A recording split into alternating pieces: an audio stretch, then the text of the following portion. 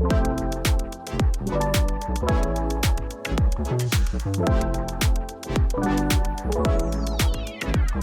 the name of the Arnie film where he's pregnant? Junior. Oh God, yeah. Never seen that. Does he get kicked in the balls in that film as well? Or does it have to not?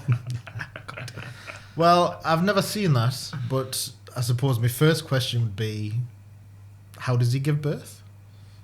Well, I have seen it. Must be cesarean section, surely. Well, maybe we should do a your film watch along. Stick Junior on and answer that question. I must say, I am genuinely disappointed that they never made triplets, which they were close to making, with Eddie Murphy as the third triplet. And then they basically messed around for so long that version didn't go ahead, and then they were very close to getting it going with Tracy Jordan, not Tracy Jordan, that was his character, Tracy Morgan in it. And then Ivan Reitman died, and they just went, nah, not bother. If only his son had learned the same lesson about Ghostbusters. Hello and welcome to this episode of the TriPOD. This is what people really listen for, man. This batter. Nonsense. Pape is loving it. Another shout out to Pape. So the title of this one is Integrating Video Content into Your Marketing Funnel. Stick it right in your funnel. So it's a bit like Arnie.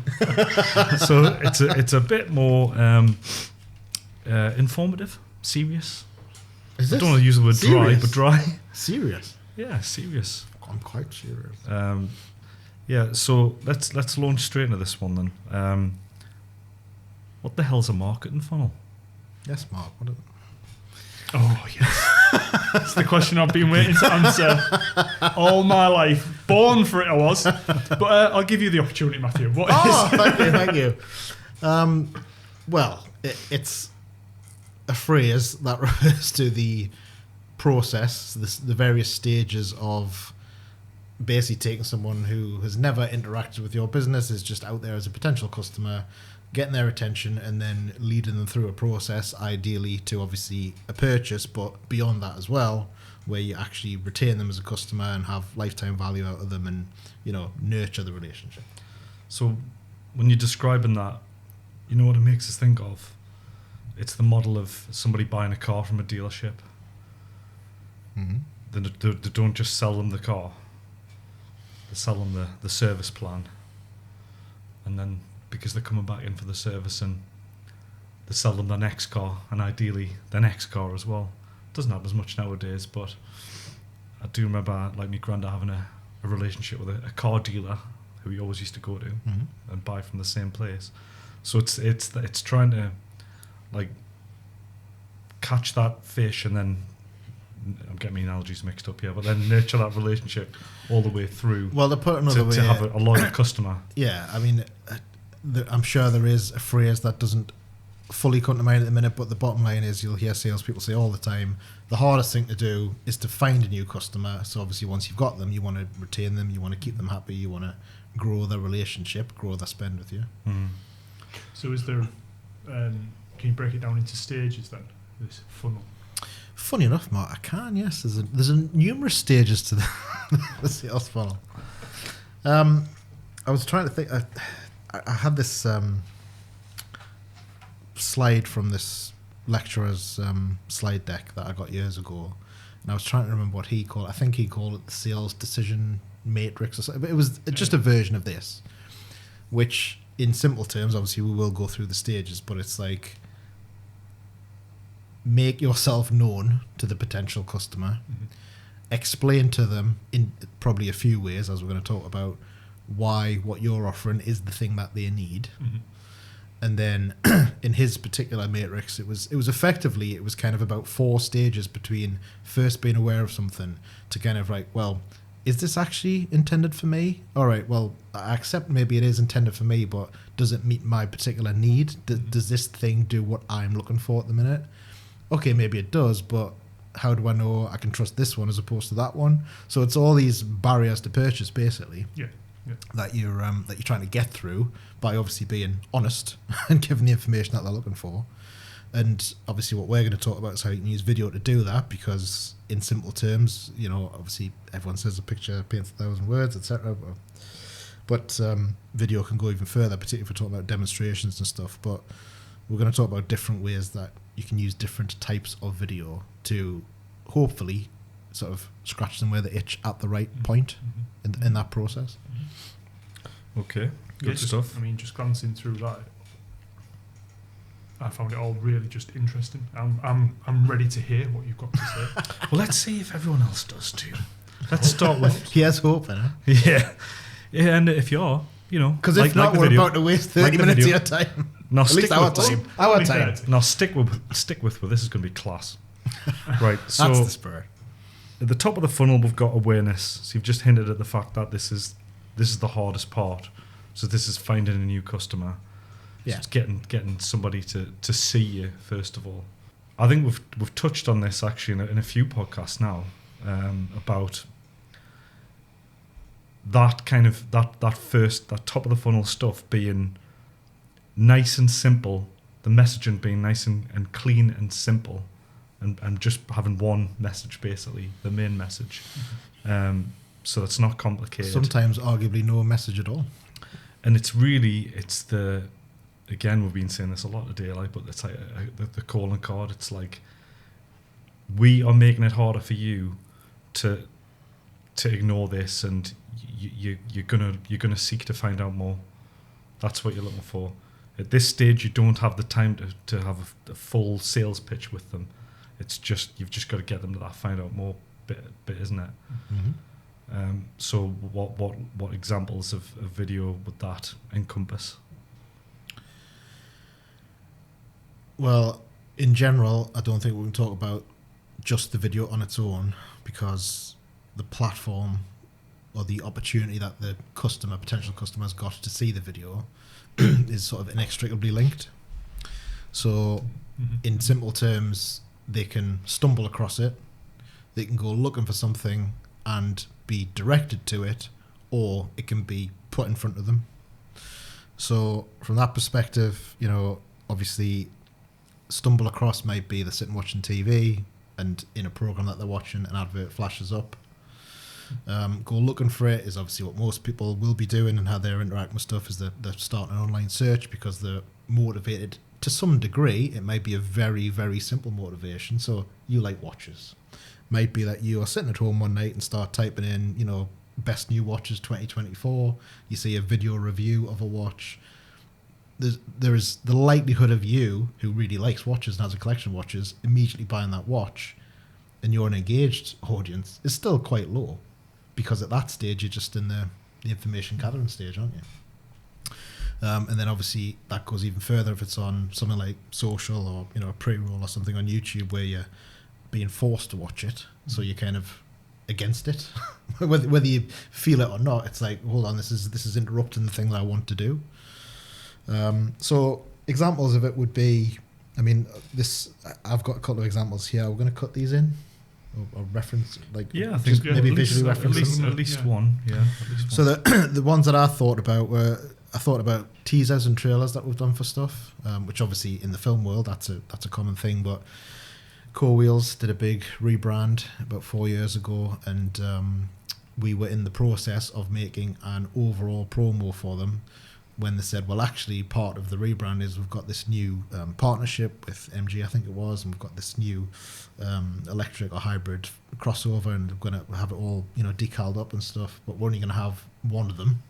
We haven't got a fleet of them, so they can't kind of go out and factor the promo filming, but we want to get people excited. So we said, well, we've got a studio next door that you can drive a car into.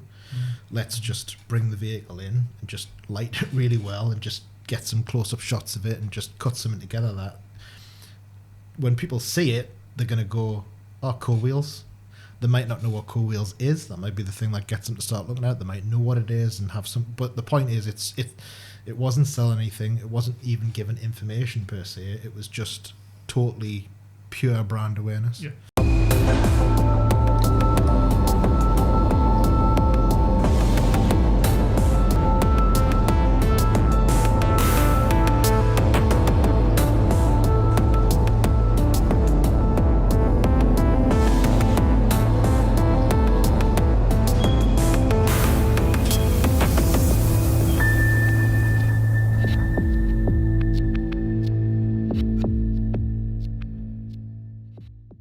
Whereas something like the trailer that we cut together for the COVID Junior Champions project was obviously quite different, because that was a case of having 3 modules of content that we'd spent a lot of time working on, and obviously, you know, there was activities associated with that, and the purpose of that trailer was to, well, put it in front of other schools around the country and say, here's a snapshot. You know, we're not giving you the full project to look at. We're not giving you all the resources. We're giving you 30 seconds to say, that's what it's about. Do you want to find out more? So that was also a teaser, although technically it was a trailer because it had a lot more information in it. As you know, the world has changed, and it's our mission to help get things back to normal. First, we need to understand how to protect ourselves and others. This is amazing and exciting work. We are all counting on you. Stay safe out there, and good luck. And then I was thinking about what some of the stuff we're working on at the minute. So Prospector Pro, what we've done there is we've created the overall promo, which we'll talk about in the next section. But then the teaser bits are short clips taken from that, which are not just literally snippets. It's a snippet from the video plus some bespoke animation that kind of leads into it. But each one's about 20 seconds, and they will be used as, for instance, you know, real ads on Instagram or whatever it might be, LinkedIn stuff. So it is salesy in that if you're in the industry that it's aimed at and you see this short, really out of context, you would know enough to join the dots and know whether that's of interest to you or not. But it's the same thing. It's just about trying to get a little bit of brand awareness. And I was also thinking about the How Fit TV advert that we did, in part because I was just talking about with someone yesterday, and I was saying all the information there was easily accessible. You just went on the website and you just clicked to download it, and all the exercises were in like a PDF booklet. But what the agency told us was when the TV advert ran, there was a massive spike in people signing up. You didn't have to sign up to anything, but people are conditioned once they got on there and saw the information. We've all spent a lot more time in our homes recently. And for many, it's affected our fitness and confidence. But here's some great help to get us moving again. The free How Fit exercise plans. Visit How Fit online. And choose from these NHS-approved exercises for all abilities and ages. There's no equipment needed, and you can do it all from home. Start with exercises that are easy for you, work your way up. And soon you'll be making a big difference, boosting your fitness levels and feeling great. Start now at howfittoday.co.uk. Yeah, I mean that was another one where the advert itself was, it was after COVID, so the script referenced that, and you know specifically said we've all spent a lot more time kind of effectively being sedentary. So here is a tool that's been created for free to help get you active, which was the message. Obviously, it was a good public health message in that sense, but that was the point. It was just literally, here's a resource that you weren't aware of that's now available to you. Mm-hmm. So you mentioned there about the Prospector Pro, saying that will branch into the next stage. So what is the next stage after that? Then you've got you've done the awareness, brand videos. You've got the retention, I suppose. So where does it go from there? Well, it's pass fail, isn't it? It's like either you've got the retention and they're interested, or they're not. So on the assumption that they are, that is the next stage. The next stage is you've got the bare minimum of information. So now you're a little bit more engaged, you're looking for more information.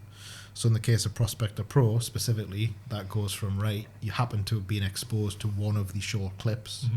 That may or may not even be, when you find out about all the features, you might find out that feature is actually the least important to you. Mm-hmm. But if it's done its job, it's got you interested enough to go, oh, there's a thing here which is new in my industry, so I'm going to have a look at it. So then obviously you go to the homepage and you see the full-length promo, which still is very top line. It's very bullet pointy. It's not a demo of the site. It's just telling you these are the features of the tool, and this is why we think it will be interesting to you. In that particular case, that video ends with the call to action, which is now get in touch to book your demo. You know, so it's by no means giving away all the information. It's still very, as I say, top line, but it's the natural progression of, right, you've got my attention, so now I'm actually going to pay a bit more attention, and what more can you tell me, you know? I think it's always as an editor, it's always a nice, if you get to do both videos, it's quite nice doing the secondary video here, so as we're calling it, interest. You've got their interest, now they want to find out a bit more, because it means that you can start to add in secondary and further messaging into it. You can take a little bit more time because they've gone from being disengaged to engaged. They're willing to give you a little bit more time because they want to find out more detail. So you can be a bit more relaxed in the pacing of what you're doing. And you can give, and as Matthew just said there, it's like, actually we can kind of give you the full sales pitch. There's things that you still don't even know that are great about this product. Yeah, and it's back to front, but this goes in line with what I was saying about the platform, which is you've just described a secondary there, but I would say it's the primary video, and effectively the shorts are secondary. But that goes to how it's used, isn't it? So for the sake of argument, you're in the estate agency sector and you're on Facebook or LinkedIn, you're scrolling through, you see this 20-second clip that says, because they all say the same, they've all got the same intent, which is there's this new tool, AI, powered tool that you can use in your prospecting. So that's the only information you've got. So then if you're interested, you'll click, and then you expect to then see effectively, right, you've set the table, so now show me the full thing, which is the primary video. But again, that's more to do with platform, isn't it? Because if you were so inclined that you were sat at home Googling, are there any new AI powered tools in the real estate industry or estate agency industry, you might happen to be directed straight to their homepage and watch that first. But it's habits, isn't it? Realistically, these days, that's not going to happen. You're going to see something short first or brand led first that just piques your interest. Yeah, you're just fishing, aren't you, at that point? Well, I do think it's also worth mentioning at this point that by the same token, yes, the promo can give all the information. In theory, someone who's in that industry can watch the main Prospector Pro video. And the same for the work we did for Paid a few years ago, which was the exact same kind of set of deliverables and overarching promo with a few short clips that were feature specific. So if that's of interest to you, by the end of watching that full video, you should have all the information, if we've done our job right, to go, right, I'm now going to get in touch with them or not. But, and this is actually going to be repeated at a few different stages of the funnel, because at different times they do slightly different things, but case studies and testimonials are very powerful at this stage as well, particularly if it's a more kind of business-to-business purchase. Although having said that, the two that I thought of was the work we did for Turn It In. Oh, yes. Which I picked that one because it's a very specific audience and a very specific industry.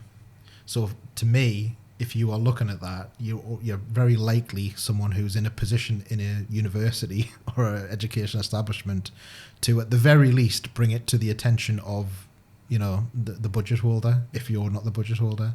So to me, that's kind of a shortcutted process, if you like, or shortened process, which is, it's a very, I think the more general that you're trying to sell something to someone, the longer this funnel tends to be, because you're having to kind of do that reinforcement all the time. Whereas if you're looking for something specific and you can put a really good case study in front of someone saying, yeah, we did this or we use this and it's great. In theory, that gets you straight to the point where you go, right, I'm going to get in touch and get engaged. Yeah. So I think a lot of what we're going to talk about, because to go through the stages, we've got awareness, interest, consideration, intent, purchase, and then stages after that of retention and advocacy. But in business-to-business purchases, I think quite frequently you can go from awareness/interest straight to intent and purchase if the video is good. Whereas if you're doing if you're selling a product that you've made a 30-second advert on Instagram and that's how it's going to be served to most people, that's I'm looking at it, I'm like, well, I'm doing all these calculations in my head of, do I need that right now? Can I afford that right now? So that the stats are that you'll get a lot of, jump ahead of this later on, but in that particular instance, you'll get a lot of engagement, apparently, according to Instagram, if you believe them. Where's the stat here? 48% of users take action on Instagram after viewing a video advert. Now, take action covers a lot of ground. Yeah, I was just going to ask a question. So for me, if, I know I seem to mention this almost every other podcast, but when he's on Dragon's Den, Bartlett says, if you can demo a product in like 10, 15 seconds, and it's obviously priced at the right point, like you're kind of almost there, because it's so easy now to just click and go, right, I'll buy that. Yeah. Obviously, part of that is the price being right, and other elements around just the practicalities of purchase, delivery, what have you. But to me, take action, and I do this a lot. I see something advertised, I'll click the advert to find out, well, how many different variants are there, what price is it. Doesn't mean I'm going to buy. Yeah. In fact, more often than not, I'm not. Mm-hmm. But the point is, if it's been well demonstrated, I will at least demonstrate that I'm interested back into it, So I think that's quite important. Moving on to consideration, so is this just a slightly deeper dive from the potential customer, from the interest point? Well, it definitely is. And again, it doesn't just depend on the platform. I think it depends on the level of purchase and what kind of purchase it is. So there's definitely a split at this point, in my opinion, between business-to-business purchase and consumer purchase. Mm-hmm. And then within consumer purchase, you've just got, not even levels of cost, because obviously that's just relative to the person who's looking at it, but like that is the simplest way to look at it, is like whether it's a low ticket, So in what I was saying before, if you see an advert on Instagram for something that looks like a fun little widget of some kind, and you click on it and it's like a tenner and you can get it delivered tomorrow, the likelihood of you buying that, as opposed to seeing the advert for the latest BMW, you might book a test drive, but that's as far as you're going on that, But yeah, I think the examples I was thinking about were primarily business to business. So Paper Trail I was thinking about because we created case studies for them. We did a promo. In fact, that was the whole package. There was an overarching promo that just explained what Paper Trail was. That sat on the homepage. Then they had 3 case studies of people that were already using it. But these weren't just testimonials from people on camera who actually obviously went to the different places, filmed them using the software on the iPad, and just kind of showed the practical usage of it. And then we also created a screen capture based, here's how you set yourself up in 6 minutes or less on Paper Trail, which was technically behind the paywall, but the way I understand that they used it as much as anything, it was there as a help file, but if you're doing like a free trial or something, once you were behind the paywall or that you hadn't paid, you could access that and you could just get so much more information. So to go back to Prospector Pro, obviously what they want you to do, having watched the video, sign up for a demo where they're going to take you through, right, here's every feature. They're not going to set it up for you, but they're going to show you the full thing from A to Z. So it's explainer videos that are required within that part of the funnel then? Is that what you're saying is needed from a video point of view? I think, it depends on the combination of product, audience, platform, etc. But the ones that came to mind in the consideration section, I mean, what we're saying is the customer is actively considering your product or service as a solution to their problem or need. So you've joined the dots there. It's not just, well, this is a cool thing I've just learned about. It's like, I'm actually engaged in this because for whatever reason, I might need this. So I'm actively considering it, which, at that point, obviously, you assume that they're considering multiple options. So the first part of certainly video's job is to kind of position your product or service as the answer, but then you've got to reinforce that. So things like that 6-minute demo, if you're so inclined to spend, right, I'm going to commit, because that's the thing with something like software, it's not just the spend, is it? It's like you're implementing a solution that, in theory, once you've done it, you're living with it for a while. You know how various tools that we use and what it can be like to migrate from one to the other. You don't want to be doing that all the time. Yeah. So that's definitely a key part of it. It's like, well, and we've had software demos where we've looked at stuff and said, well, that bit, and that bit kind of does what we want, but those all don't. So it's just not the right fit. But you can't tell that from a promo video. You can only see that when you can actually see the proper platform and get someone to take you through it one way or another. I think you could argue video's really at its most powerful at this stage here, because this is where people might sit and watch a 30-minute video on whatever it is that they're considering. Well, yeah, the one that I didn't put on the list, but I was reminded of after I wrote the list, was Loom. So I would say once a week I'll get someone trying to sell me something through email, and effectively the pitch is I've made a personalised video for you. So you click on it, and sometimes it's 3-4 minutes, but it can be 10 minutes. But they're using Loom to effectively kind of give you the demo that you haven't asked for yet.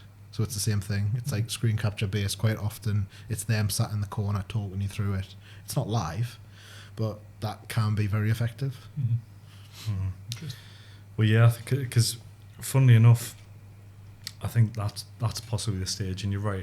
It definitely is like higher ticket items where it's worth doing your research because it's going to cost you. It could be a costly mistake. It's high ticket, but it's also just depending on what it is. Like Prospector Pro, to my knowledge, is one of very few tools available like that. Whereas in a lot of cases, project management software that we've looked at, there's probably 30 different options. Yeah. So how do you begin to filter them down into, well, possibly one of these 5 might be the one for me? Well, I'm just thinking about what I went through before I bought that, which is a Remarkable 2, which is... You texted me and said, can I buy one of these? Will the company buy one of these for us? Matthew's in the funnel. Well, it's expensive for what it is. It's great. And when I looked at it, I still just couldn't get past the price point. And I was like, if it was 100 quid cheaper, I probably would have bitten the bullet earlier. But I did end up watching, I think I watched an hour-long video of a guy reviewing it, just an honest review. Yeah. And I think when you're in that stage, you will put that little bit of extra time, because for me, the benefits that I was looking for, I'd kind of, all the stuff that was coming directly from the company and all the sales bump, it's like, okay, but I know you're trying to sell us this thing. Yeah. It does have a 100-day no quibble return, but I did think, well, I just want to see some people that have just lived with it and hear what they say. The power of testimonials. Absolutely.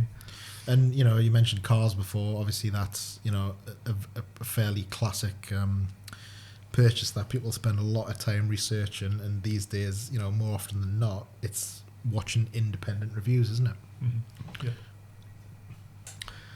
Absolutely. Okay. So can we move on from consideration onto intent and purchase? Well, this is the 2 elements where I feel like in most cases video doesn't really play that much of a part, because at this point, by definition, they've pretty much decided that they're going to buy, and it's more about the mechanics of the buying. So videos push them to the checkout. Yeah. They're standing there with the money and out. Well, if you look back, in theory, they've been teased with something that maybe they weren't even looking for. That's directed them to actually look at the full information. Then they've got to the point, going back to the slide I was talking about before, like, right, this is talking to me. It is actually presenting something that meets my specific need. But do I know if it's any good? Well, if you've demoed it, then you know if the thing itself is any good. But is it actually any good? Because this demo was made by the company. Oh, well, now I've seen this testimonial of someone talking about it. Okay, like, I've been reinforced to the point where with me 100-day money back guarantee or whatever, I'm prepared to put my money down. So for me, video can play a part in that. I don't think it does very often. I don't think it needs to. I think arguably it's a distraction at that point. At that point, you just want to spend the money, so make it as simple as possible, which, one-click buy on video ads and all that kind of thing. Like that's where it all comes in, isn't it? Okay, so well done. You've Video's made made a the sale. sale. Where does video fit in from that point then? Again, depends on the product, depends on the usage of the product. But the first thing I thought was about, obviously, this project we're working on right now, which is an installation setup guide for a consumer home and garden product. So yes, it will come with a printed manual and all the information in there, but that's not the way that a lot of people like to digest information, luckily for us. So I think that, to me, sits squarely in the retention bracket, because you've already got the money, they've already bought your product. you've already given them the information in written form. You don't owe them the video, but making the video, I think, just it makes their life easier, and therefore it builds your brand perception in their mind, in my opinion. And we haven't talked much about that overall in this, but particularly on the awareness stage, obviously, but all of the early stages, as much as anything, you're building brand perception, brand reputation. And as we know from working with Franks for the last 14-15 years, their kind of thing is, when people come to actually, because obviously you're not buying carpet every week, but when you do, they just want to be in your mind. They want to be top of mind. That is the driver behind everything they do, is that we know that you're only going to probably purchase from us once every 3 or 4 years at best. That's fine. Our business is based on that. When you come to purchase, we want you to think Franks. So brand awareness across the board is obviously a massive one for this, and to me that is baked into the retention as well, because you've committed to buying that now. You now like remarkable products, so they know that if they're bringing out the next product, they're going to come to you first. I'll be furious if the next one comes out now. Furious. Day 101. Remarkable 3. Yeah. The other stuff I thought was, again, just about being top of mind, was obviously social.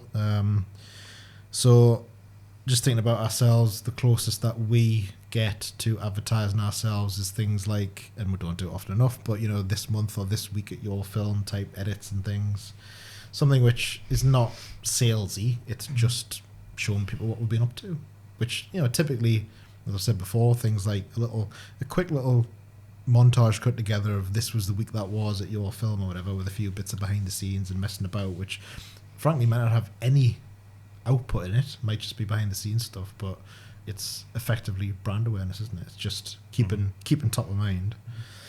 And then obviously there's that's, let's call it the slightly more passive way, and then the more kind of forceful way is guaranteed. When Remarkable do have whatever the next product is, you're on their mailing list, so you'll get there. And they might send you an email that's got a video in it. They might announce, obviously Apple do this all the time. They've got a new product coming out. It's an announcement video. So it's always got a part. Video's always got a part to play. But I think in general, the retention part of it for me is about strengthening your relationship to go, right, well, I now trust Remarkable. I like their products. Correct me if I'm wrong, because I will. Will be. I will. I know, right, to get in there. So I'll stop now. But that funnel that you've just described there and listening to you, which is very interesting stuff. A lot of it I've never considered, obviously not being on your side of the business development as much. But it sounds like the brand video is kind of like a high level video. It's get people's attention and kind of get it out there on like whatever, if it's TV, commercial or social channels, it gets out there. Then kind of down the next level, still kind of high level production, informative.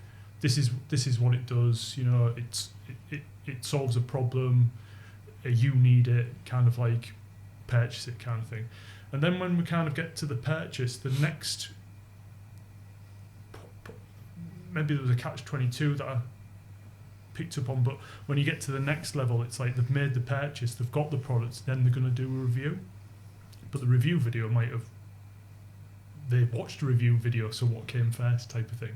But as we're going further down the funnel, we've got to the review video and the advocacy stage, they feel like they're more kind of on the ownership of the person that's bought the product, so not as high level production, like just stuff that's fed out there and then, it's not, they don't need a production company as such.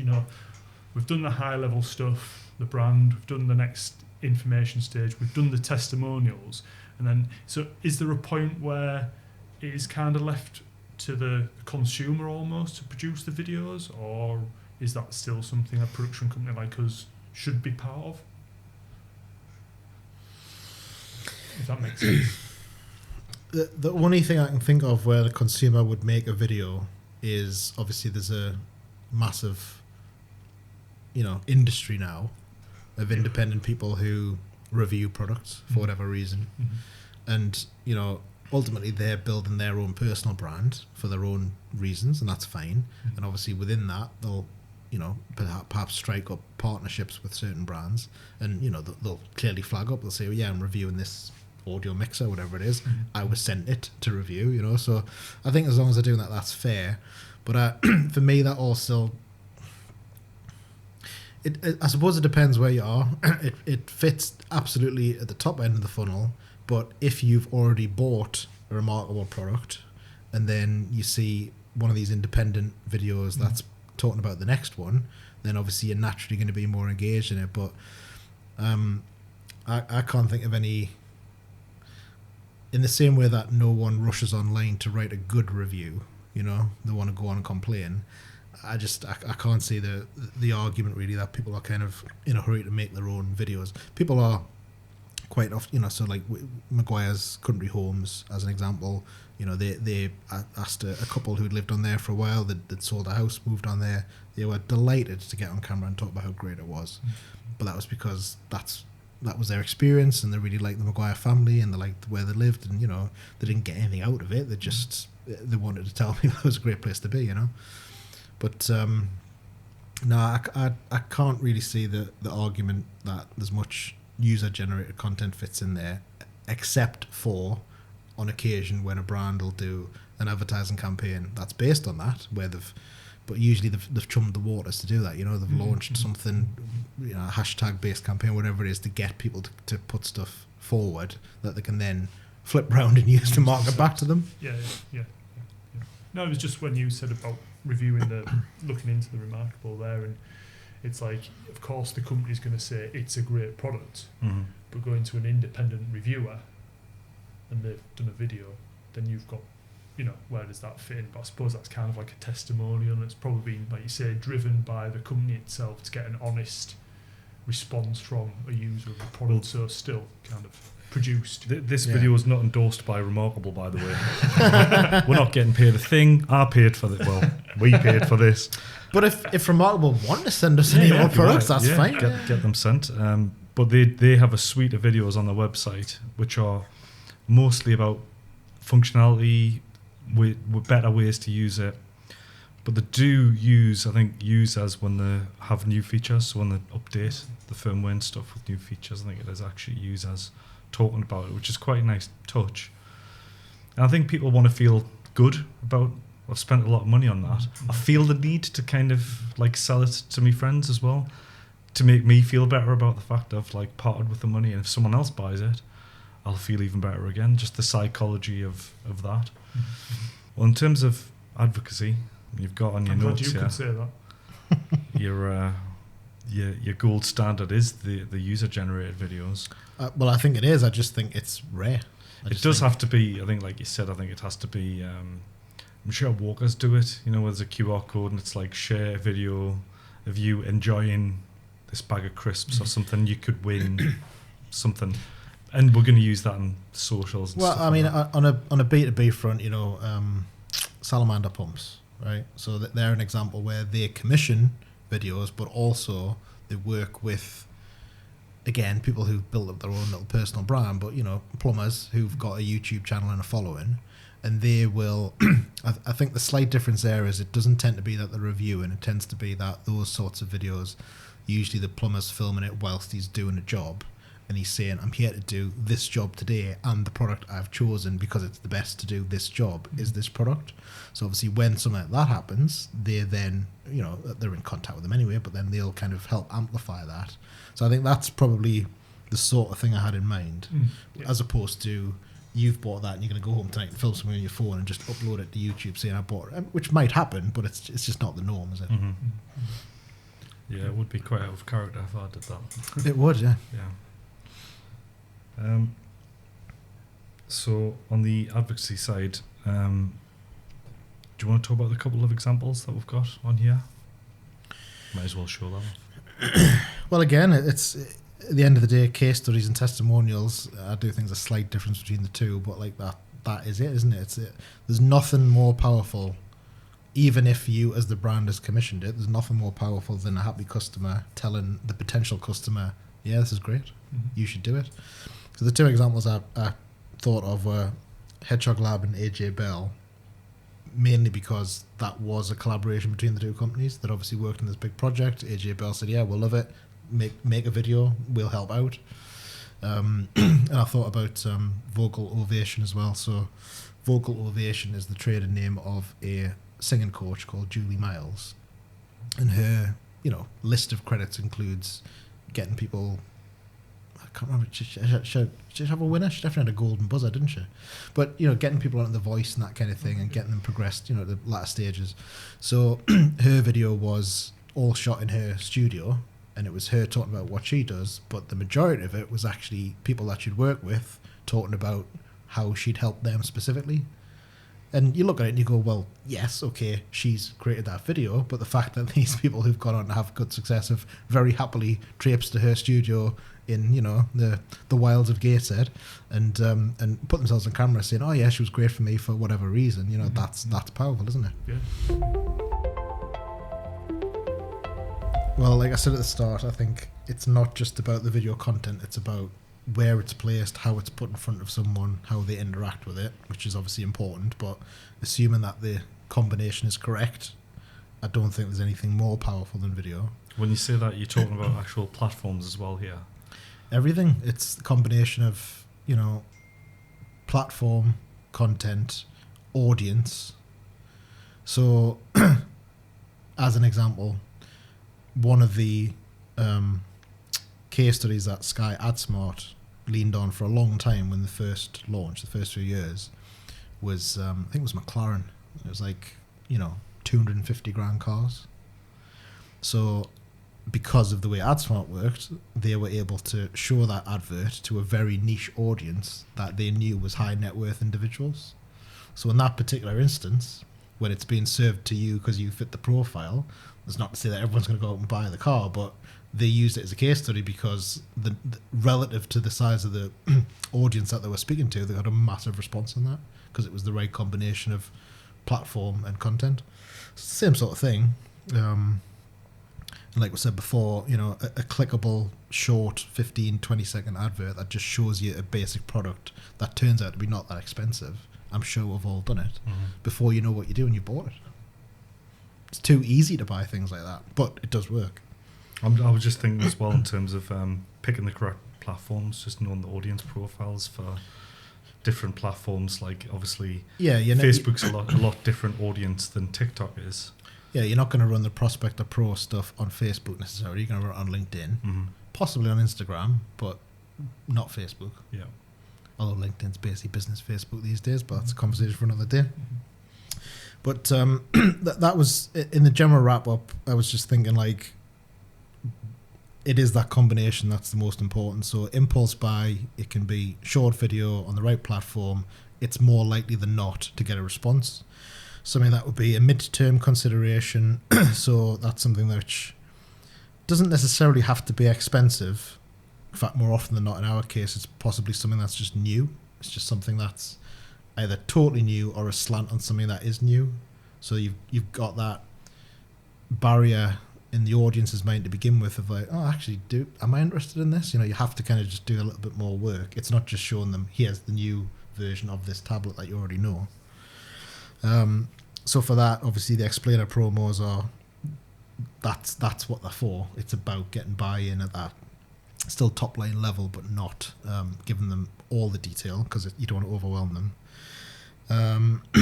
In fact, the note I wrote was that the buy-in can still be quite woolly at that point because it is top line. Long-term consideration often is a more expensive purchase. So obviously in that case, the video content needs to build excitement in the first place because that would be the first thing to kind of make you feel a bit better about spending the money, is to be actually excited by the product. So, I was thinking about obviously like cars obviously fit in this, but whenever a new phone, maybe not so much these days, but particularly in the earlier days of smartphones when it was the latest version of whatever, like just showing the thing, like even if you didn't actually go into the sales detail, just the way Apple used to present the iPhone back in the day just looked cool, looked like something like, well, I have no idea what it costs yet, but I'm at least interested because it's visually appealing, which is obviously very straightforward. But the bigger one is the confidence in the product and the brand. And, I was thinking about obviously the starting point for that salamander pumps project I was mentioning that we did before was watching animations about washing machines. So very much about features and benefits, but it's like, well, do I want an Indesit? Do I want a Bosch? You know, like that's for me, and I think for a lot of other people, that's the first consideration. You think, which brand do I trust? And then from within that, how do I then select the one that's right for me? But you can't trust the brand if they're not presenting themselves in the right way and giving you confidence to believe in them. And then purpose was the other thing, really. So I was just thinking about some of the stuff we've done for Hippo Bag. You know, very, very different campaigns, whether it's, right, we're running a sale around a bank holiday, so it's a direct response advert that's just hammering people saying, get on the website and order it now because you're going to get it cheaper, as opposed to the last thing we did for them, which was taking a step back and selling the brand. It didn't even mention the price. I mean, you got a hint of the price on the phone screen, but it was not about the price or range of products. It was just, you can trust in us to do, you know, to dispose of your rubbish properly. And, you know, it was sort of, it's almost daring people to go at the website and find out more. And obviously in that particular case, we had a fake website, so that there was that extra kind of call to action there. And I was also thinking about distressed purchases as well, which I know is not something that we talk about very often, but the two that came to mind were Tyre Spot and Boiler Plan. So, you know, Tyre Spot was a brand advert. The last one that we did have a specific promotion kind of baked into it towards the end, but effectively it was a brand advert to not, in that case, just show the fact that they do tyres, that's fairly obvious, but the range of other services that they've got. So it was very much about building confidence in the brand. And I think, as much as anything, there's an element in something like that where you're actually showing people, you might have an image in your head of what a Tyre Spot depot looks like, which is probably outdated. It probably doesn't reflect how we actually are as a business. So being able to show, you know, the nice depot and everyone up in their uniforms and all that. It was a great advert. Kudos on a job well done. Thank you. I think Matthew directed. He did, yeah. Wrote it, directed it. But yeah, well done, Kev. Wrote the theme tune. Cast it. I think I literally just got the coffees that day. Did you? Yeah, he did. Actually, you did literally get the copies that day. Did you not edit it? Yeah, he did edit it. That's yeah. what I thought. He did edit it, yeah. Yeah. And then the other one was Boiler Plan, which obviously is a few years old now, but like, who the hell wants to, you know, even think about having to buy a new boiler? But the reason I thought of that one is just the way it was presented, which literally at the start, it's cartoony, it's slightly exaggerated, but the opening line, you know, it shows a boiler that's about ready to explode, basically. And the voiceover comes on and says, you can't avoid it any longer, you need a new boiler, don't you? You know what I mean? So like, setting it up as, you know, a bit of an arm around the shoulder, we know where you're at in this, you know, we know the last thing you're going to be doing is spending money on the thing that we're advertising to you, but we get that. So therefore, in their case, we've come up with a way that you can maybe not spend all that money up front, you can kind of spread it out, you know, that was their kind of sales plan. But those were the kind of the different, all facets of the same thing, but like just evidence I thought of, it's not just the video content, it's a combination of who you're speaking to, what you're selling, the stage that they're at in their relationship to it, what they might already know. There's so many elements to it, but yeah, that's in a nutshell. that's what it is. Yeah, very interesting. Very concise that one. Yeah, to take on board there. Thank you, Matthew. Well, thanks for joining me for that podcast. I've learned a lot. I've learned a lot. If you've enjoyed the video, please give it a thumbs up, subscribe. Really helps us out, helps us grow the channel and who gets to see this video. So we'd appreciate any support. And thank you again for watching and listening, and we'll see you in the next one. Thank you. Goodbye.